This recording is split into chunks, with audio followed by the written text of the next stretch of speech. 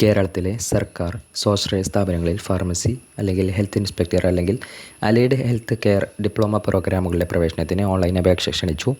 Entrance test ഇല്ല. യോഗ്യതാ പരീക്ഷയിൽ നിർദ്ദിഷ്ട പേപ്പറുകളിൽ നേടിയ മാർക്ക് നോക്കിയാണ് പ്രവേശനം. സ്ഥാപനങ്ങളുടെ ലിസ്റ്റും സീറ്റ് വിവരങ്ങളും ഓപ്ഷൻ സമർപ്പണത്തിന് മുൻപ് അറിയാം. വിവിധ സ്ഥാപനങ്ങളിലെ വ്യത്യസ്ത പ്രോഗ്രാമുകളിലേക്ക് ഒറ്റ അപേക്ഷ മതി. ജനറൽ അപേക്ഷകരും സർവീസ് കോട്ടക്കാരും 600 രൂപ അപേക്ഷ ഫീ നൽകണം. പട്ടിക വിഭാഗക്കാർക്ക് 300 രൂപ. അവസാന തീയതി ഓഗസ്റ്റ് 12. Website www.lbscenter.kerala.gov.in. സർവീസ് കോട്ടക്കാർ ട്രഷറിയിൽ ഫീസ് അടക്കുന്നതടക്കമുള്ള നിബന്ധനകൾ പാലിക്കണം. സ്വകാര്യ കോളേജുകളിലെ മാനേജ്മെൻറ്റ് സീറ്റുകളിലേക്ക് അതത് മാനേജ്മെൻറ്റുകൾ അലോട്ട്മെൻറ്റ് നടത്തും.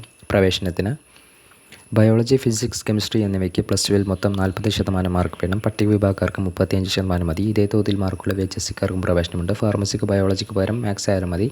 ഫാർമസിക്ക് VHSലെ A, B ഗ്രൂപ്പുകാരെ മാത്രമേ പരിഗണിക്കൂ. 2025 ഡിസംബർ 31 17 വയസ്സ് തികയണം.